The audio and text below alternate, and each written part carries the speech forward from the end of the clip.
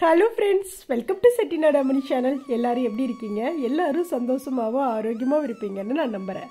இன்றைக்கி நான் பார்க்க போகிற பதிவு இன்றைக்கி மார்னிங் அதிகாலையில் 4 மணிலேருந்து 8 மணி வரைக்கும் நான் செய்த வேலைகள், பூஜை, இதை பற்றி தான் இந்த விலாகில் பார்க்க போகிறோம். இதில் சமையலும் ஆட் பண்ணியிருக்கேன். கண்டிப்பாக இந்த பதிவு உங்கள் எல்லாருக்குமே பிடிச்சிருந்தது அப்படின்னா செட்டிநாடு அம்மணி சேனலை சப்ஸ்கிரைப் பண்ணிக்கோங்க. வீடியோ பார்க்குற எல்லோரும் கண்டிப்பாக ஒரு லைக் கொடுத்துட்டு எல்லாருக்குமே ஷேர் பண்ணுங்கள். சப்ஸ்கிரைப் பண்ணாமல் நீங்கள் வீடியோ பார்த்துட்டே இருந்தீங்கன்னா ப்ளீஸ் தயவுசெய்து சப்ஸ்கிரைப் பண்ணிக்கோங்க. இப்போ காலையிலே 4 மணிக்கே எழுந்திரிச்சு ப்ரெஷ்அப் ஆகிட்டு பார்த்தீங்கன்னா கொஞ்சம் வெந்தயம் ஊற வச்சேன். அதுக்கப்புறம் கொஞ்சம் பாதாம் பருப்பு. இது ஹஸ்பண்ட் காலையில் எப்போதுமே எடுத்துக்குவாங்க. சரி, நான் எப்போதும் நைட்டு ஊற வச்சுருவேன். நைட்டு ஊற வைக்கல. அதனால் சரி 4 மணிக்கு ஊற வச்சோம்னா கிட்டத்தட்ட அவங்க 8 மணிக்கு போகிறப்ப சாப்பிட்றப்பவே பார்த்தீங்கன்னா 4 மணி நேரம் ஊறிடும், நல்லாவே ஊறிடும். அதுவே போதுமானது அப்படின்னு நினச்சிட்டு அப்படியே விட்டுட்டேன்.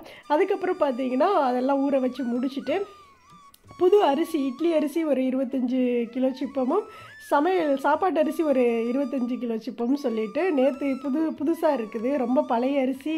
அதாவது இது புது அரிசி, பிராண்டு புதுசு, நாங்கள் யூஸ் பண்ணாத பிராண்டு. ஆனால் அரிசி ரொம்ப பழசு, 2 வருஷத்துக்கு முன்னாடி உள்ள அரிசி அப்படின்னு சொல்லி கொடுத்தாங்களாமா. சாப்பாடு நல்லா இருக்கும், நீங்கள் செஞ்சு பாருங்கள் அப்படின்னு.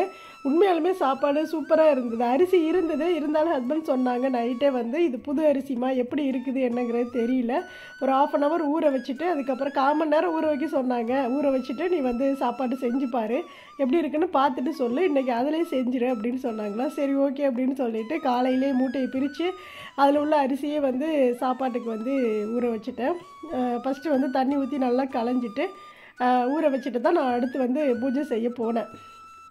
அதுக்கப்புறம் பார்த்தீங்க அப்படின்னா ஜீரக தண்ணி, இதுவுமே கிட்டத்தட்ட இப்போது ஒரு 1 மந்த்தாகவே அப்படியே எடுத்துகிட்ருக்குறோம். அதனால் ஜீரகத்தை போட்டு அதையும் தண்ணியும் அப்படியே நான் இண்டக்ஷன் ஸ்டவ்வில் வச்சு விட்டுட்டு போயிட்டேன். அது அப்படியே மெதுவாக வச்சு விட்டோம் அப்படின்னா அது கொஞ்சம் கொஞ்சமாக அது கொதித்து அதோட எசன்ஸ் எல்லாம் அப்படியே இறங்கிரும். அது கொதிச்சதுக்கப்புறம் இறக்கி வச்சுட்டு அப்புறம் மற்ற வேலைகள்லாம் செய்ய ஆரம்பித்தேன். ஃபஸ்ட்டு நான் ஃப்ரெஷ்அப் ஆகிட்டு வந்துட்டு இதெல்லாம் செஞ்சு முடிச்சுட்டு தான் போய் பூஜையிலே போய் உட்கார ஆரம்பித்தேன். ஏன்னா உள்ளே நம்ம வேலைகள் எல்லாம் சின்ன சின்ன வேலைகள் எல்லாமே முடிச்சு வச்சிடலாம் அப்படின்னு. இன்னைக்கு காலையில் சாப்பாடு புளிசாதம் செய்யலாம் அப்படின்னு தான் யோசனை பண்ணியிருந்தேன். ஏன்னா புளிசாதம் செஞ்சு ரொம்ப நாளாச்சு, இந்த சாதத்தையே மறந்துட்டேன்னா பார்த்துக்கோங்க. அதனால் சரி ஓகே இன்றைக்கி புளிசாதம் செய்வேன்னு சொல்லிவிட்டு புளி எடுத்து ஊற வச்சுட்டு அதுக்கப்புறம் அப்படியே நம்ம எப்போதும் போல் அப்படியே பூஜை அறைக்கு போய் சாமி கும்பிட்டு முடிச்சுட்டு அப்புறம் அப்படியே என்னோடய பூஜையை செய்ய ஆரம்பித்தேன். மணி பார்த்தீங்கன்னா 4 o'clock எழுந்திரிச்சு நான் ஃப்ரெஷ்அப் ஆகிட்டு வரும்போதே 4:20 ஆகிடுச்சு. அதுக்கப்புறம் நான் எல்லாத்தையும் எடுத்து வச்சுட்டு வரும்போதே பார்த்தீங்கன்னா 4:35 ஆகிடுச்சு. அப்படியே நம்ம மெதுவாக அப்படியே பூஜை பண்ணுறக்கும் டைம் கரெக்டாக இருக்கும் அப்படின்னு நினச்சிட்டு ஒரு 1/2 hour அப்படியே உட்காந்தோம்னா நல்லா இருக்குது, மைண்டுக்கு ரொம்ப ரிலாக்ஸாக இருக்குது. இந்த மாதிரி அதிகாலையில் எந்திரிச்சு நம்ம பூஜை பண்ணுறது பார்த்திங்க அப்படின்னா உடம்பும் ரொம்ப ஆரோக்கியமாக இருக்குது, நம்மளுடைய மனசுமே ரொம்ப ரொம்ப ஒரு ஃப்ரெஷ்ஷாக இருக்கிற மாதிரி இருக்குது. எதுவுமே என்ன சொல்கிறது, எந்த ஒரு கஷ்டமே இருந்தாலுமே அது அப்படியே அவ்வளோ இலகுவாகுது. அந்த நேரத்தில் எந்திரிச்சு நம்ம பூஜை பண்ணிகிட்டே இருக்கும்போது எல்லாமே தெய்வத்துக்கிட்ட முன்னாடி வச்சாச்சு, அவங்க பார்த்துக்குவாங்க அப்படிங்கிற ஒரு நம்பிக்கையோடு பார்த்தீங்க அப்படின்னா அது அப்படியே கடந்து போகிற மாதிரி ஒரு ஃப்ரீயாக இருக்குது. மைண்டு ஃப்ரீயாக இருக்குது, மனசும் ஃப்ரீயாக இருக்குது, உடம்பும் ஃப்ரீயாக இருக்குது, எல்லாமே ஃப்ரீயாக இருக்குதுன்னு பார்த்துக்கோங்களேன். இதை நீங்கள் செஞ்சு பாருங்கள். இன்றைக்கி காலையில் நான் லைவ் போடையில் கூட ஒரு சகோதரி கமெண்ட் பண்ணியிருந்தாங்க, அக்கா என்னால் தொடர்ந்து எழுந்திரிக்க முடியல அப்படின்னு சொல்லி கேட்டிருந்தீங்க. கொஞ்ச நாள் எந்திரிக்கிறதுக்கு கஷ்டமாக தான் இருக்கும், அது எல்லாருக்குமே இருக்கும். இப்போ நானுமே கொஞ்ச நாள் பிரம்ம முகூர்த்த பூஜை செய்யாமல் விட்டுட்டேன் இல்லையா. இப்போ நான் தொடர்ந்து இப்போ செய்ய ஆரம்பிக்கிறேன். அப்போ எனக்குமே கஷ்டமாக தான் இருக்கும், அலாரம் வைப்பேன் ஆனாலும் எந்திரிக்கிற கஷ்டமாக இருக்கும். ஆனால் எந்திரிச்சு ஆகணுமேனு எந்திரிச்சு வந்துடுவேன். இப்போ நல்லா பழகிடுச்சு. இப்போது கரெக்டாக நம்ம சுறுசுறுப்பாக அடுத்து நம்மளுடைய வேலைன்னு சொல்லிவிட்டு அதை நோக்கி தான் ஓடுற மாதிரி இருக்குது. நல்ல ஒரு ஃபீல் இருக்குது. அப்படியே உட்காந்துட்டு இன்றைக்கி பூ இல்லை, பூ முடிஞ்சிருச்சு. சரி நம்ம வெளியில் போய் அன்டைமில் பறிக்கிறதுக்கும் பயமாக இருந்தது. சரி ஓகே அப்படியே நம்ம இன்றைக்கி சாமி கும்பிட்டுக்கலாம் அப்படின்ட்டு விநாயகர்கிட்ட இருந்த பழைய பூவெல்லாம் எடுத்துகிட்டு விநாயகருக்கு முன்னாடி தீபம் ஏற்றிட்டு அப்படியே பிரபஞ்சத்துக்கும் அந்த 5 முக விளக்கையும் அப்படியே ஏற்றி சாமி கும்பிட்டேன்.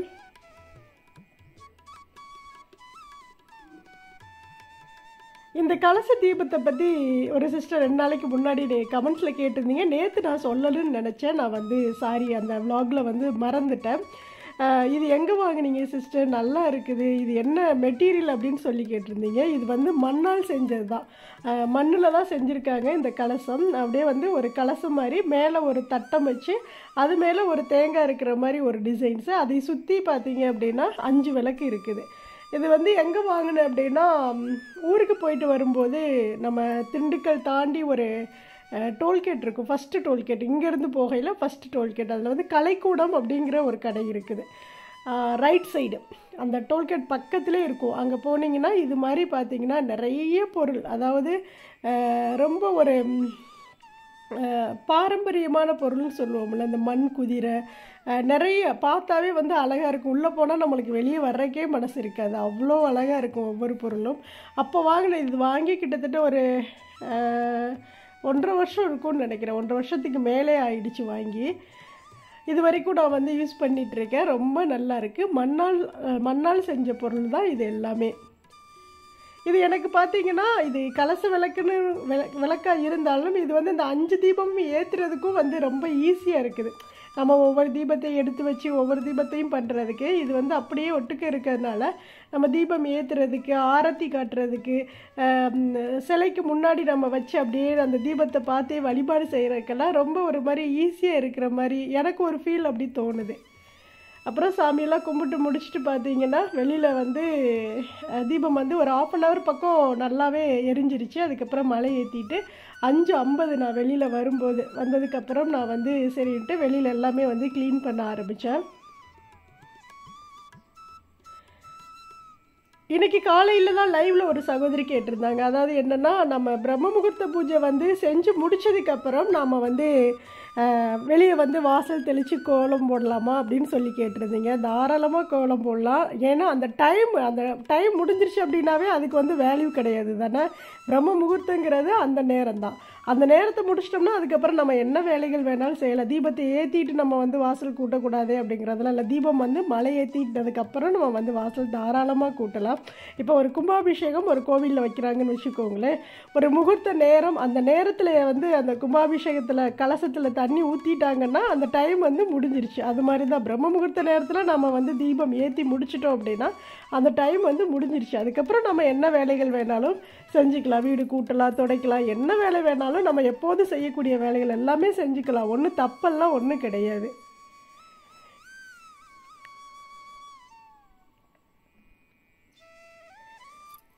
அதுக்கப்புறம் முன்னாடி போட்டிக்கோல்லாம் வந்து கூட்டி விட்டுட்டு அப்படியே செடிகளுக்கும் வந்து தண்ணியெல்லாம் வந்து அப்படியே தெளித்து விட்டேன். ஏன்னா இன்னும் போட்டிக்கோ முன்னாடி நான் வந்து கோலம் போடல. ஏன்னா நீங்கள் வந்து அதை கேட்டுகிட்டே இருப்பீங்க, ஏங்கா பழைய மாதிரி வந்து தீபம் ஏற்ற மாட்டேங்கிறீங்க, கோலம் போட மாட்டேங்கிறீங்க அப்படின்ட்டு. கொஞ்சம் வந்து க்ளீன் பண்ணணும். இந்த இடமெல்லாம் இன்னுமே நிறைய இந்த மணி பிளான்ட் செடியோட காஞ்ச இலைகள் இதெல்லாமே இருக்குது. இதெல்லாமே நான் வந்து க்ளீன் பண்ணிவிட்டு மறுபடி தான் நான் வந்து இன்றைக்கி ஈவினிங் பார்த்தீங்கன்னா காலையில் லைவில் சொன்னேன் இல்லையா, இனி வந்து கார்த்திகை மாதம் கார்த்திகை தீபம் ஏற்றுற வரைக்கும் ஒவ்வொரு நாளும் ஒவ்வொரு கோலம் போட்டு அழகாக தீபம் ஏற்றி உங்களுக்கு வீடியோஸ் கொடுக்குறேன் அப்படின்னு நான் வந்து காலையிலே சொல்லியிருந்தேன். அதை தான் நான் இன்றைக்கி பண்ண போகிறேன். இன்றைக்கி வந்து ஈவினிங் பார்த்தீங்கன்னா இந்த இடம் ஃபுல்லாக கம்ப்ளீட்டாக க்ளீன் பண்ணிடுவேன். எல்லாமே வந்து க்ளீன் பண்ணி முடிச்சுட்டு இந்த செடிகளுக்கு எல்லாமே பார்த்தீங்கன்னா ஸ்டாண்டு வாங்கினேன், அது எல்லாமே வந்துருச்சு. அதையுமே வந்து அந்த ஸ்டாண்டையும் அப்படியே ஃபுல்லாக எல்லா செடிகளையும் தூக்கி மேலே வச்சுட்டு அதுக்கப்புறம் பார்த்திங்கன்னா இந்த இடத்த கம்ப்ளீட்டாக க்ளீன் பண்ணி முடித்ததுக்கப்புறம் தான் நான் வந்து சரி கோலம் போட்டு அதுக்கப்புறம் பழைய மாதிரி நம்ம வந்து தீபம் ஏற்றிக்கலாம் அப்படின்னு சொல்லிட்டு இப்போ இந்த ஒரு வாரமாகவே இந்த இடத்துல வந்து கோலம் போடுறது இல்லை. அதோடவும் மழையும் லைட்டாக தூரிகிட்டே இருக்குதா, அந்த சாரலும் உள்ளே வருது, அதனாலே அப்படியே விட்டுறேன். அப்புறம் எல்லா செடிகளுக்கும் தண்ணி விட்டுட்டு அப்படியே துளசி மாடத்தையும் லைட்டாக கழுவி விட்டுட்டு துளசி செடிக்கும் அப்படியே வந்து தண்ணி விட்டுட்டேன். அதுபோல் இந்த சைடு இருக்கக்கூடிய விநாயகர்கிட்ட வச்சுருக்கக்கூடிய செடிகளுக்கும் அப்படியே வந்து தண்ணி விட்டாச்சு. என்ன அப்படின்னா, நம்ம நேரத்தில் எந்திரிக்கிறதுனால நம்மளுக்கு ரொம்ப நல்ல ஒரு விஷயம் அப்படின்னா பொறுமையாக நம்ம வந்து வேலை செய்கிறது, எந்த ஒரு அறிபறியும் இல்லாமல் டைம் ஆயிடுச்சுன்னு நம்ம வந்து ஓட்டம் எடுக்காமல் மனசு வந்து ரொம்ப ஸ்பீடாக இருக்கும்போது என்ன ஆகும் அப்படின்னா நம்மளுக்கு ஒரு டென்ஷன் வரும். யார் பேசினாலும் டென்ஷன் வரும். ஏதாவது ஒரு வேலை சொல்லிட்டா கூட ஐயோ டைம் ஆகுதுன்னு ஒரு டென்ஷன் இருந்துகிட்டே இருக்கும். ஆனால் அது வந்து இப்போ நம்ம நேரத்தில் எந்திரிக்கிறதுனால அந்த டென்ஷனுங்கிறது இருக்கவே இருக்காது. ஏன்னா வேலையும் நம்மளுக்கு நேரத்தில் முடிஞ்சிடும். ரொம்ப பொறுமையாக நம்மளால் எந்த அளவுக்கு முடியுமோ அந்தளவுக்கு ரொம்ப ரொம்ப பொறுமையாக நம்மளுடைய வேலைகளை நம்மளுக்கு பிடிச்ச காலையில் சாமி பாட்டு பிடிக்குதுன்னா சாமி பாட்டை கேட்டுக்கிட்டே நம்ம வேலை செய்யலாம். இல்லை சாமி பாட்டே வந்து மைல்டாக வச்சு விட்டுட்டு நம்மளுக்கு பிடிச்ச சினிமா பாட்டையும் கேட்டுக்கிட்டு நம்ம பாட்டுக்கு வந்து அப்படியே வந்து வேலை செய்கிறது வந்து மைண்டுக்கு அவ்வளோ ஒரு ரிலாக்ஸாக இருக்கும். செஞ்சு பாருங்கள்.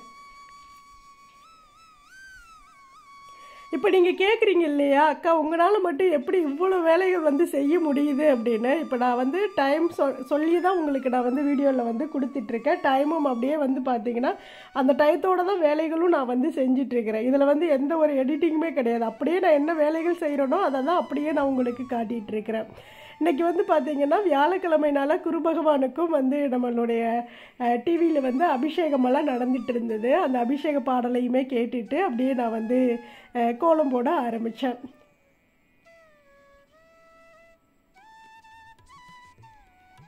சிம்பிளான கோலம் தான் போட்டு விட்டேன். ஏன்னா வந்து கோலப்பொடி கொஞ்சம் கம்மியாக தான் இருந்தது. ஏன்னா இன்றைக்கி ஈவினிங் நான் வந்து கோலம் போடணும்.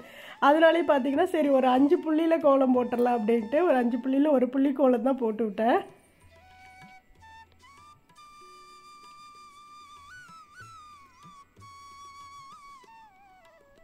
நாளைக்கு மார்னிங் பார்த்தீங்கன்னா இன்றைக்கி ஈவினிங் எடுக்கிறேன். இன்றைக்கி நைட் ஒரு வீடியோ எடுப்பேன். அதை வந்து உங்களுக்கு நாளைக்கு மார்னிங் நான் வந்து போஸ்ட் பண்ணிடுறேன். நீங்கள் எல்லாருமே பாருங்கள்.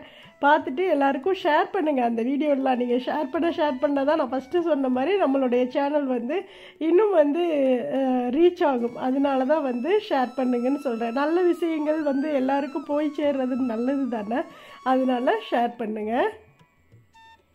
கோலம் போட்டு முடிச்சுட்டு சுற்றி பார்த்தீங்கன்னா பார்டர் வந்து காவி பொடி தான் கொடுத்தேன்.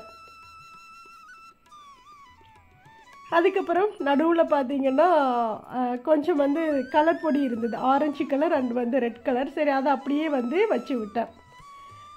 மஞ்சள் குங்குமம் மாதிரி வச்சு விட்டேன். மஞ்சள் பொடி வந்து அந்த மஞ்சள் பொடி கலந்து வச்சுருப்பேன் இல்லையா, அது வந்து கொஞ்சம் ஒரு மாதிரி தண்ணி பட்டுருச்சா என்னன்னு தெரியல. அது வைக்க முடியல. சரி ஓகே இது மட்டும் வச்சு விடுவோம் அப்படின்னு சொல்லிட்டு வச்சு விட்டுட்டேன். இதுவுமே ரொம்ப அழகாக தான் இருந்தது.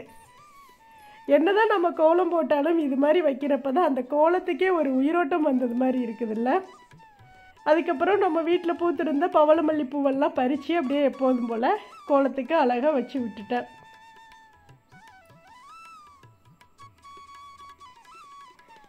நம்ம அதிகாலையில் பூஜை பண்ணும்போது ஒரு 4 மணிக்கெலாம் நம்ம எந்திரிச்சு பூஜை பண்ணும்போது இந்த பூவை பறித்து கூட நம்ம வந்து தெய்வங்களுக்கு வச்சு நம்ம வந்து பூஜை பண்ணலாம். அவ்வளோ ஒரு தெய்வத்துக்கே ஒரு உரித்தான ஒரு மலர் அப்படின்னா இந்த பவளமல்லி மலர் தான்.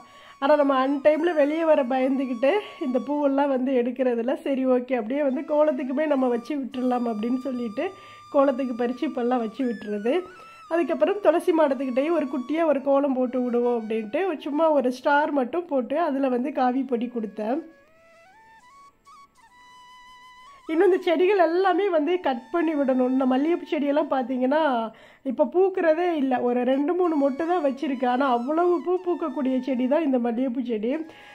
வந்து நிறைய இலைகள் வந்து இப்படி ஒரு மாதிரி புதர் மாதிரி வந்துருச்சு. இதெல்லாமே வந்து ரிமூவ் பண்ணணும். இப்போ தான் ஸ்டாண்டெல்லாம் போட்டு விட்டுருக்கேன்.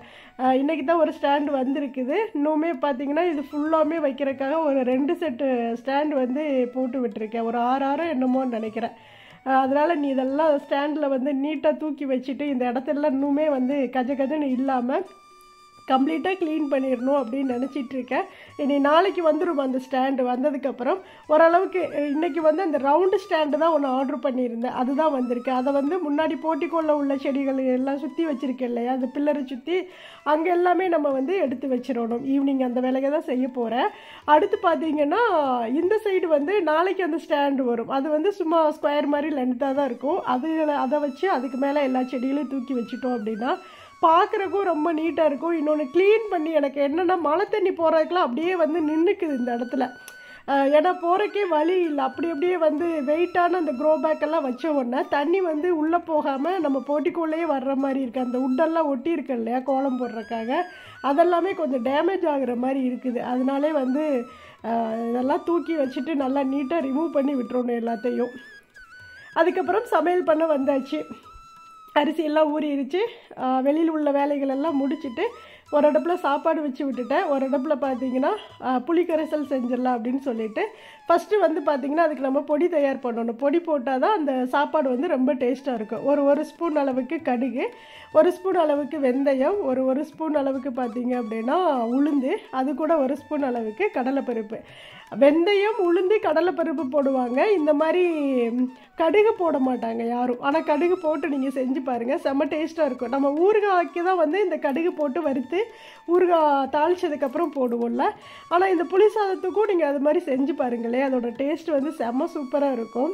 இன்னொன்று வந்து இதை வந்து கொஞ்சம் நம்ம வறுக்கும் போதே கொஞ்சம் அதிகம் சேர்த்து வறுத்தோம் அப்படின்னா நம்ம தேவையான அளவு பொடி யூஸ் பண்ணிவிட்டு மித்ததை ஒரு டப்பாவில் போட்டு அடைச்சி வச்சுட்டோம் அப்படின்னா எந்த பொரியல் பண்ணாலும் சரி, இப்போ காரமான ஒரு பொரியல் செய்கிறோம்னு வச்சுக்கோங்களேன், கத்திரிக்காய் எண்ணெய்க்காய் வறுவல், உருளைக்கிழங்கு வறுவல், இப்படி ஏதாவது நம்ம ஒரு வறுவல் செய்யும்போது அதில் லைட்டாக பட்டும் படாமல் அப்படியே லைட்டாக தூவி விட்டோம்னா அந்த வறுவல் வந்து செம்ம டேஸ்ட்டாக இருக்கும்.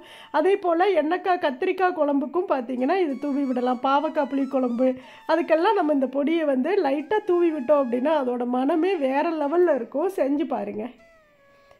இப்போ நல்லெண்ணெய் வந்து கொஞ்சம் நிறையவே நான் எடுத்துக்கிறேன். ஏன்னா புளிசாதம் அப்படின்னாவே நல்லெண்ணெய் ஊற்றி செஞ்சால் தான் நல்லாயிருக்கும். அதனால் வந்து கொஞ்சம் நல்லெண்ணெய் அதிகமாகவே எடுத்துக்கிட்டேன். அது கூட பார்த்திங்கன்னா 1 ஸ்பூன் வந்து கடுகு, உளுந்தம்பருப்பு, கடலைப்பருப்பெல்லாம் போட்டு தாளித்து விட்டுட்டு கருவேப்பிலை, வரமிளகாய் வந்து நல்லா காரசாரமாக இருந்தால் தான் புளிசாதம் வந்து நல்லாயிருக்கும். அதனால் வரமிளகாய் கொஞ்சம் நிறையவே எடுத்துக்கிட்டேன். நீல மிளகாய் கொஞ்சம் எடுத்துக்கிட்டேன், ரவுண்டு மிளகாய் கொஞ்சம் எடுத்துக்கிட்டேன்.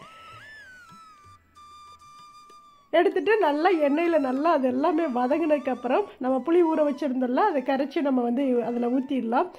அது கூட தேவையான அளவு உப்பு சேர்த்துக்கலாம். கொஞ்சம் லைட்டாக மஞ்சத்தூளும் வந்து போட்டு விட்டாச்சு. அதை அப்படியே நல்லா கொதித்து நல்லா அப்படியே வற்றி ஒரு மாதிரி கிரேவி பதத்துக்கு வர்றக்குள்ளேயும் நம்ம இதெல்லாம் இந்த வறுத்து வச்சுருந்ததெல்லாம் வந்து நல்லா ஆறிடுச்சு. அதுக்கப்புறம் இதை வந்து நம்ம நல்லா நைஸாக பொடியாக அரைச்சிக்கலாம்.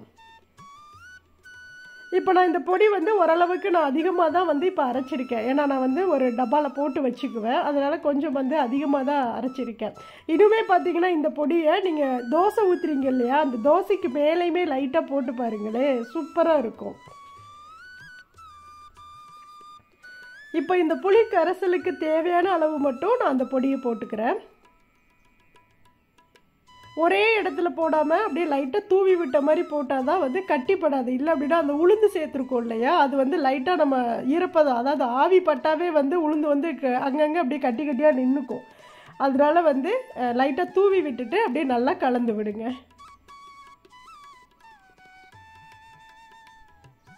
அவ்வளோதான், சூப்பரான கலர்ஃபுல்லான புளிக்கரைசல் ரெடி. அதுக்குள்ளேயும் தம்பி குளிச்சுட்டு வந்துட்டாங்க சரின்ட்டு அப்புறம் அவங்களுக்கு வந்து பூஸ்ட் எப்போதுமே காலையில் கொடுப்பேன். அவங்களுக்கு பூஸ்ட்டையும் கலந்து கொடுத்துட்டு அடுத்த வேலையை செய்ய ஆரம்பித்தேன்.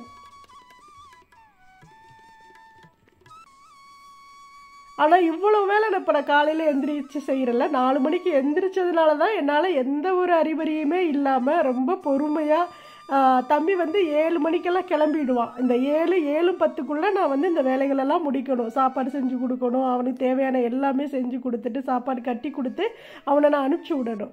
அதுக்கப்புறம் ஹஸ்பண்ட் கிளம்புவாங்க, 7:30க்கெலாம் அவங்க கிளம்புவாங்க. அப்படிங்கிறப்போ அவங்களுக்கு தேவையான அவனை அனுப்பிச்சி விட்டுட்டு அவங்களுக்கு தேவையான மற்ற வேலைகள்லாம் சாப்பாடு கட்டுறது, அவங்களுக்கு தேவையான மற்ற எல்லா விஷயங்களையும் செஞ்சு அனுப்பணும். அதனால பொறுமையாக நம்ம வந்து இந்த அதிகாலையில் எந்திரிக்கிறதுனால தான் டென்ஷன் இல்லாமல் மெயினாக நம்ம வந்து வேலை செய்கிற மாதிரி இருக்கும். அதுக்கப்புறம் சாப்பாடுக்கு வந்து புளி கரைசல் ரெடி ஆயிடுச்சு. அதுக்குள்ளேயும் பார்த்தீங்கன்னா முட்டை வந்து ஃபுல் பாயில் தான் வந்து கொடுக்க சொன்னேன். நான் வந்து நைட்டு அரைச்ச தேங்காய் சட்னி இருந்தது, அதுவே வந்து சாப்பாட்டுக்கு புளி சாதத்துக்கு அவ்வளோ சூப்பராக இருக்கும். தேங்காய் துவையல் செஞ்சோம்னாலும் நல்லா இருக்கும். இல்லை அப்படின்னா சட்னியே இருந்தது, சரி அது காலையிலேயே சாப்பிட்டுக்கலாம், மறுபடியும் நைட்டுக்கு நம்மளுக்கு தோசை இட்லிக்கு வந்து மறுபடியும் அரைச்சிக்கலாம் அப்படின்ட்டு நைட்டு செஞ்சதையே அதுக்கு சாப்பாட்டுக்கு வச்சுக்கிட்டேன். அது போக பார்த்தீங்கன்னா இந்த எக்கு ஃபுல் பாயில் வந்து போட்டு கொடுத்து விட்டுட்டேன். இப்போ இது பார்த்தீங்கன்னா இதுக்கு பேர் எனக்கு தெரியல, மறந்துடுச்சு. இது வந்து அந்த மிளகை வந்து நல்லா வந்து பொடி பண்ணி கொடுக்கும். நம்ம மிளகு அரைச்சி டப்பாவில் வச்சு நம்ம யூஸ் பண்ணுறதை விட, இப்போ பாக்கெட்லாம் வாங்கி யூஸ் பண்ணுறோம்ல, அதை விட இந்த மாதிரி நம்ம வந்து அப்போ அரைச்சி போடுறப்போ அதோட மிளகோட மனம் வந்து அவ்வளோ சூப்பராக இருக்கும். அந்த ஃப்ளாக்ஸ் மாதிரி விழுகும். நம்ம வரமிளகாயெல்லாம் அரைச்சோம்னா எப்படி இருக்கும், அது மாதிரி அந்த மிளகை வந்து கட் பண்ணி அது தூவும்.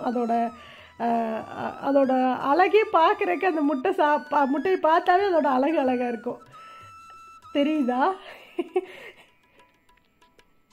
சின்ன சின்ன விஷயம்தான் அதெல்லாம். வந்து என்ன சொல்கிறது, சமையல் எப்போதுமே பார்த்தீங்க அப்படின்னா மனசில் வந்து ரொம்ப ஹாப்பியாக இருந்தால் தான் அந்த சமையல் வந்து ரொம்ப நல்லா வரும். அதுதான் வந்து கைப்பக்குவம்னு சொல்லுவோம்ல, மனசு நல்ல பக்குவமாக இருந்தால் தான் கைப்பக்குவம் தானாக வரும். அதனால் வந்து எப்போதுமே சமையலை ரொம்ப ஹாப்பியாக நம்ம செய்யும்போது, சும்மா சிம்பிளான ஒரு சாப்பாடு செஞ்சாலும் அது நல்ல ஒரு கைப்பக்குவமாக மனமாக ரொம்ப டேஸ்ட்டாக வரும். என்னை பொறுத்தளவு அதுதான் உண்மை. இப்போ சாப்பாடு நல்லா ஆயிடுச்சு, புது அரிசி இல்லையா, எப்படி இருக்குன்னு எப்படி இருக்குமோ, அதிகமாக வெந்திருக்குமோ இப்படியெல்லாம் யோசித்தேன். ஏன்னா எப்போதும் விடுற மாதிரி தான் விசிலெல்லாம் விட்டுருந்தேன். அவ்வளோ சூப்பராக வந்திருந்தது. ஏன்னா ஏற்கனவே யூஸ் பண்ண அரிசியை விட நல்ல ஒரு பிரியாணி அரிசி மாதிரி சாப்பாடு நல்லா நீளமாக வந்திருந்தது. நல்லா உதிரியாக சாப்பாடு பார்த்தாவே பார்த்தீங்கன்னா பிரியாணி மாதிரியே இருந்தது. அந்த சாப்பாட்டோட அந்த அரிசியோட நீளம் அவ்வளோ நல்லா இருந்தது அரிசி.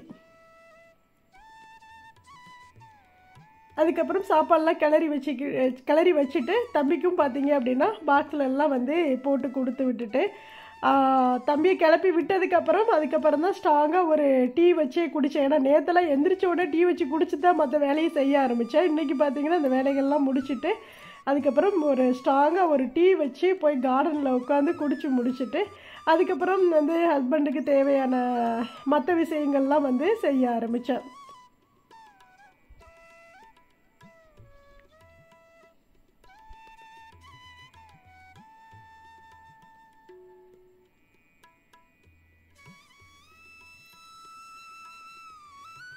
என்னதான் நம்ம அறிபறியாக ஓடி வேலைகள் செஞ்சுட்டு இருந்தாலும் இந்த மாதிரி காஃபியோ டீயோ இது வந்து எவ்வளோதான் நம்ம டயட்டில் இருந்தாலும் இதை மட்டும் விடவே முடியறதில்ல. ஹார்லிக்ஸோ பூஸ்டோ எது குடித்தாலும் எனக்கு இந்த டீயோ காஃபியோ ஏதோ ஒன்று காலையில் நல்ல சுட சுட வந்து குடித்தா தான் எனக்கு அடுத்தே வந்து சார்ஜ் போட்ட மாதிரி உடம்பு வந்து பயங்கர ஃப்ரெஷ்ஷாக ஆகும். அது வரைக்கும் பார்த்தீங்கன்னா ரொம்ப சோர்ந்து போயிடுவேன். எப்படா நம்மளுக்கு ஒரு டீ குடிக்கிற டைம் கொடுப்பாங்க அப்படிங்கிற மாதிரி ஆகிடும். டீ குடிச்சு முடிச்சுட்டு அதுக்கப்புறம் ஹஸ்பண்டு வாக்கிங் போயிட்டு வந்துட்டாங்க. அப்புறம் அவங்களுக்கு தேவையானது காலையிலே ஊற வச்சுருந்தேன் இல்லையா, பாதாம் அண்ட் வெந்தயம் இதெல்லாம் அவங்களுக்கு எடுத்து கொடுத்து அவங்கள சாப்பிட வச்சு அனுப்பிச்சிட்டு அவங்களுக்கும் சாப்பாடெல்லாம் கட்டி கொடுத்துட்டு அதுக்கப்புறம் பார்த்திங்கன்னா லைவில் வந்து நான் வந்து உட்காந்தேன். 9 மணி இருக்கும் இல்லையா, அவங்க 8 மணிக்கெலாம் கிளம்பிட்டாங்க. அதுக்கப்புறம் நான் சாப்பிட்டுட்டு ஒரு ஃபோன் வந்தது, அப்படியே வந்து பேசி முடிச்சுட்டு அதுக்கப்புறம் அப்படியே லைவில் வந்து உட்காந்தேன். அவ்வளோதான் ஃப்ரெண்ட்ஸ். காலையில் 4 மணிலேருந்து 8 மணி வரைக்கும் நான் செய்த வேலைகளை உங்களுக்கு அப்படியே ஒரு vlog-ஆக கொடுத்துருக்கேன். கண்டிப்பாக இந்த பதிவு உங்கள் எல்லாருக்குமே பிடிக்கும் அப்படின்னு நான் நினைக்கிறேன். பிடிச்சிருந்தது அப்படின்னா செட்டிநாடு அம்னி சேனலை சப்ஸ்கிரைப் பண்ணிக்கோங்க. வீடியோ பார்க்குற எல்லோரும் கண்டிப்பாக ஒரு லைக் கொடுத்துட்டு எல்லாருக்குமே ஷேர் பண்ணுங்கள். இந்த அதிகாலையில் எந்திரிக்க முடியலை அப்படின்னு நீங்கள் யோசிக்கிறவங்க எல்லாருமே ட்ரை பண்ணி பாருங்கள், கண்டிப்பாக உங்களால் முடியும். தேங்க்ஸ் ஃபார் வாட்சிங். நன்றி, வணக்கம். அனைவருக்கும் நல்லதே நடக்கும்.